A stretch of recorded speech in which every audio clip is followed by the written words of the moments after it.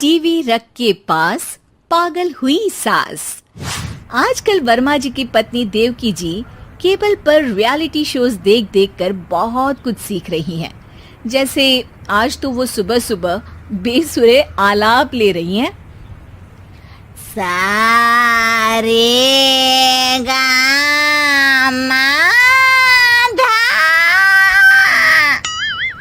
माँ जी, सारे गामा पा धा नी सा होता है। अरे वो तो सब गाते हैं, ये मेरा स्टाइल है। आवाज तो कम कर लीजिए माँ जी, पर्दे फट जाएंगे कान के। ये कहो कि पर्दों में आग लग जाएगी। देखना, मेरी आवाज सुन के जज आग लगा देगी, आग लगा देगी, तू तो आग लगा देगी, ऐसा बोलेंगे।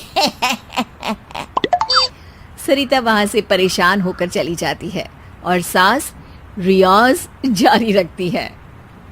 सारे गाओ, सारे नाचो।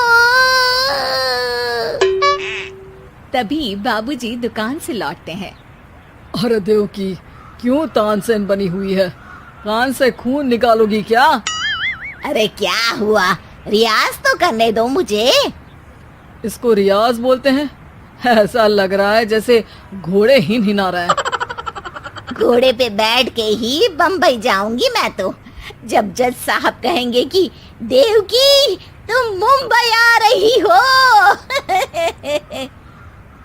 जज साहब, वो अदालत वाले? अरे नहीं नहीं, बड़े लोग हैं, आप नहीं जानते हैं। ओ मैं तो छोड़ चली अपना ये देश, बम्बई मुझे प्यारा लगे। गाना गाती हुई देवकी चली जाती है और बाबूजी अपनी सरफिरी पत्नी के इस संगीत प्रेम की चर्चा करने बहू के पास चले जाते हैं। अरे सरिता बेटा, सुनो तो, ये तेरी सास को क्या हुआ है बेटा? सुबह तो अच्छा भला छोड़कर गया था इसे। सिंगर बनेगी अब वो। सिंगिंग रियलिटी शो में जाने की सुबह से तैयारियां चल रही हैं इनकी। हाँ, अब तो कोयल के सुर मेंढक छेड़ेगा। हे भगवान, सद्बुद्धि दो इसे।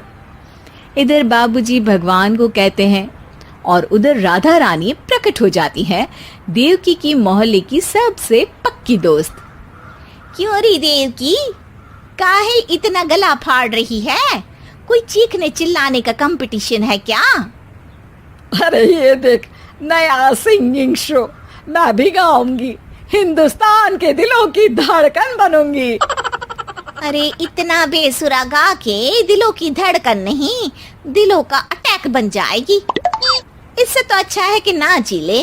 वैसे भी दिन भर मोहल्ले में नाचती तो रहती है तू, कभी इसके घर कभी उसके घर। देवकी को समझ में आ जाता है कि उसका गाना किसी को पसंद नहीं आ रहा। अगले दिन सरिता देखती है कि सास पैरों में घुंघरू बांध के नाच रही है।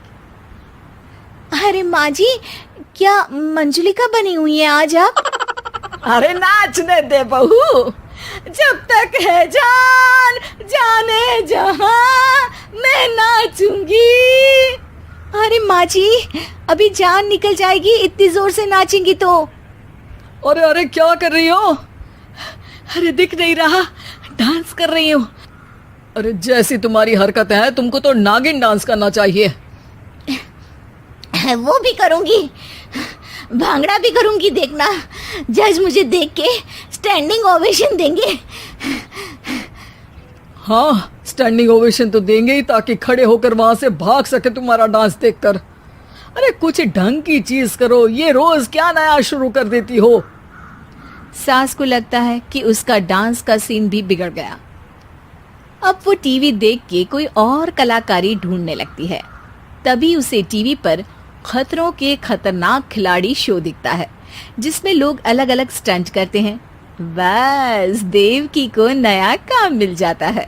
अगले दिन सुबह देवकी डंबल लेकर कसरत करने लगती है। माँ जी, ये क्या कर रहे हैं आप? अरे खली जैसे बनकर खलबली मचा दूंगी। कल मैंने खतरों के खतरनाक खिलाड़ी देखा, और सोच लिया कि मुझे वही जाना है। हाँ बस। तभी वहाँ बाबूजी भी आ जाते हैं। अरे इतना भारी डंबल, अरे गिर मत जाना कहीं लेकर। अरे चुप करो, तुमसे कुछ नहीं होता इसका मतलब ऐसा नहीं कि मुझसे भी कुछ नहीं होगा। मैं तो खतरों के खतरनाक खिलाड़ी में जाने वाली हूँ। हाँ, मैं तो इस शो में तभी गया था जब तुमसे शादी हुई थी। तुमसे शादी करना भी खतरों के खतरनाक खिलाड़ी में जाने से कम थोड़ी ना। अब चुप भी रहिए। अरे बहू, वो भारी वाला डंबल उठाकर ला तो। अरे ना माँ जी, आप संभाल नहीं पाओगी। अरे मैंने टीवी में देखा था, एक आदमी कार उठा लेता है, इतना तो मैं उठा ही सकती हूँ ना। बहू घबराते हुए भारी वाले डंबल माँ के हाथ में दे देती है।